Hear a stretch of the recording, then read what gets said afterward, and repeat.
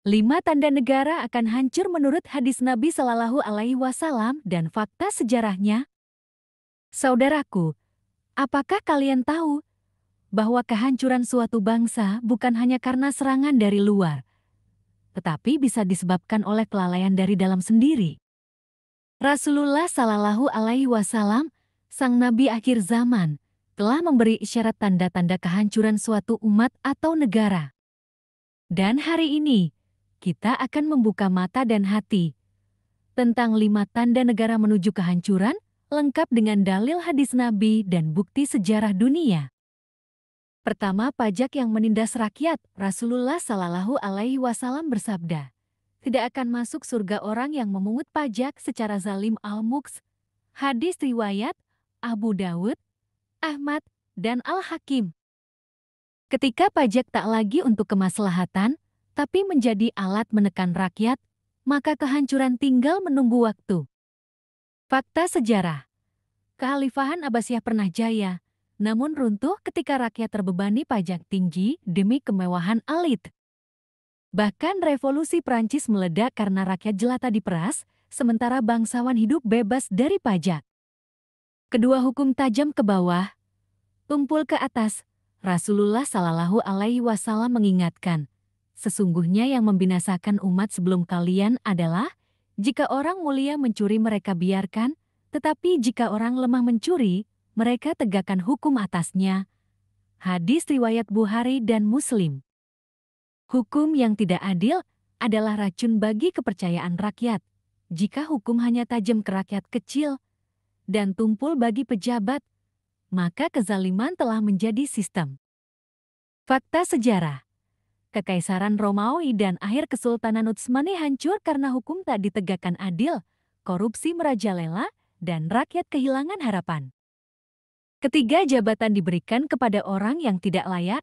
Rasulullah Shallallahu Alaihi Wasallam bersabda tegas, jika suatu urusan diserahkan kepada yang bukan ahlinya, maka tunggulah kehancurannya. Hadis riwayat Bukhari.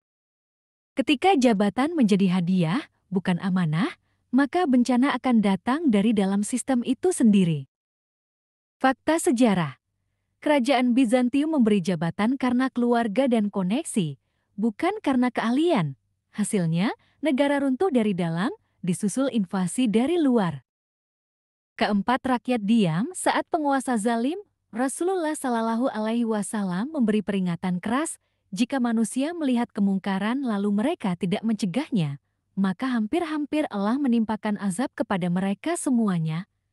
Hadis riwayat Abu Dawud dan Tirmidzi. Diamnya rakyat terhadap kezaliman adalah tanda matinya nurani, dan ketika amar ma'ruf nahi munkar tidak lagi hidup, azab turun tanpa pandang bulu. Fakta sejarah. Fir'aun tidak bisa zalim sendirian, tapi karena rakyat diam, hingga Allah tenggelamkan dia dan bala tentaranya. Kelima, ketimpangan sosial yang parah. Nabi Shallallahu Alaihi Wasallam bersabda, seorang pemimpin yang menutup pintunya dari rakyat miskin, maka Allah akan menutup pintu langit dari kebutuhannya. Hadis riwayat Tirmidzi dan Abu Dawud.